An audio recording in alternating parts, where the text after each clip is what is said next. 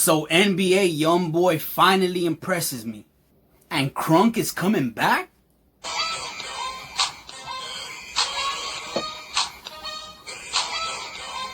Hell fuck yeah.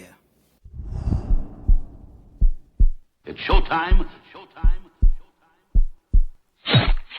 So welcome back to episode 3 of Produced by EvoL TV, and I am your host, Produced by EvoL, and today we're going to be talking about NBA Youngboy still flexing, still stepping. We're going to be talking about YRN DukeDueces Murder Massacre 2, and I also want to talk about today the XXL freshman list.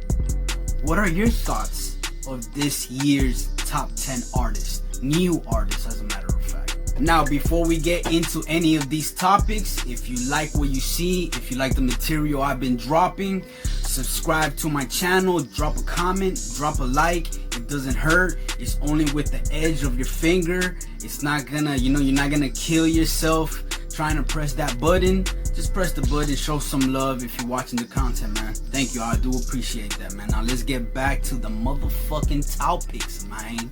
Still flexing, still stepping. For a long time, I never really liked NBA Youngboy. I really didn't know what it was that I didn't like about NBA Youngboy. I don't know if it was because he was young, or I just didn't like the sound that he came out with. Make No Sense was probably the only song that I was just like, hell yeah, now you talking, boy. You see, if he kept dropping shit like Make No Sense, more shit like Make No Sense, then I would probably be a huge fan of NBA Youngboy. Regardless, he did impress the shit out of me with this new mixtape or album that he just dropped, Still Stepping, Still Flexing. So the album does consist of 14 songs, which I would say my favorite would be Knocked Off. Knocked Off was probably my favorite song on the mixtape. I'm not even gonna lie, I couldn't stop jamming to that shit. That shit was it just went too hard. Sounded like some Louisiana shit for real, for real. Now what I really wanted to talk about on the album was his tribute to Lil Phat, the first song on the tape. Genius. That was a genius move on NBA Youngboy's part to pay tribute to Lil Phat. Now, for those of you who don't know who Lil Phat is, Lil Phat was an underground artist that was signed to Trill ENT, who was owned by Lil Boosie.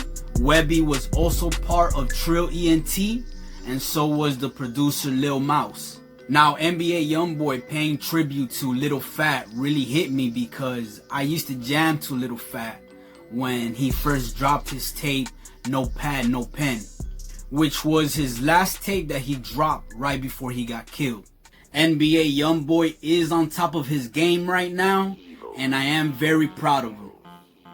Oh yeah, and if you see me waving this little green shit, it's a fucking toothpick. I'm just cleaning my motherfucking teeth, you know? Kids, keep your hygiene right.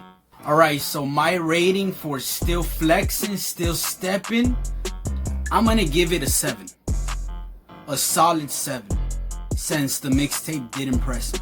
YRN DukeDueces, Memphis Massacre 2, off the chain, man. Now, for those of you who don't know who YRN DukeDueces is a rapper from Memphis, Tennessee that's been blowing up in the underground for about the past year. Signed to the Quality Control label. He is now making a lot of noise with his original and remix of Crunk Ain't Dead.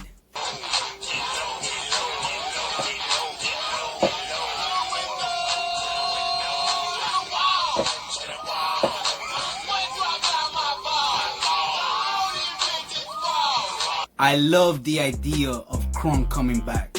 And both the original and remix are on Memphis Massacre 2. Okay, so Memphis Massacre 2. Memphis Massacre 2 does consist of 12 songs. Now, my favorite song on Memphis Massacre 2 would have to be Locked Doors. Hundreds and fifties? Or Big Ass Titties? No More Locked Doors. So No More Locked Doors was the hardest song on the tape, in my opinion. The beat was off the chain.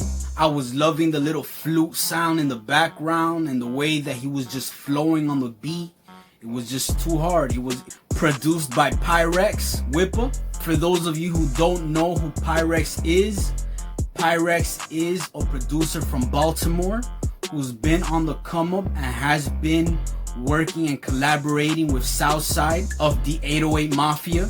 Pretty much Pyrex used to send his own melodies to Southside, and Southside used to put the drums on it and just send it to main artists. My only disappointment in this tape is that there's just too many samples from like old school Memphis songs.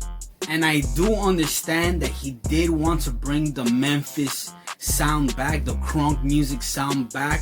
So he might have done it for nostalgia. But again, there is just too many recycled samples from my old school Memphis songs that didn't need to be recycled. And as much as I love 3-6 Mafia and I love the Memphis sound, there is no need to recycle shit that we've already heard 30 to 40, 50,000 times already. Now, to rate Memphis Massacre 2, I will also give Memphis Massacre 2 a 7. Okay, so before I do wrap up this podcast, the last thing that I did want to talk about is the XXL freshman list that's coming up. What do you think about the XXL freshman? Who do you think is going to end up on the new XXL freshman list? Do you think that YRN DukeDueces will end up on the XXL freshman list? Do you know any other artists that may end up on the XXL freshman list? Like TJ6 or Little TJ from New York? Do you think Pop Smoke will end up making the list even though of his pass away? We also have Stunner for Vegas, Peso. If you do know any artist that you think is gonna end up on the XXL freshman list, don't be afraid and leave a comment below. Maybe there's other artists that I haven't even mentioned. Maybe I forgot to mention some other artists. So you might want to let the other people know of other artists that you might think end up on the new XXL freshman list. Okay, so if you like what you saw, don't be afraid to subscribe, drop a like, drop a comment, whatever you can to help this channel out. This is Produced by EvoL TV. I am your host, Produced by EvoL, and I will see you on episode 4. Yeah! Yeah!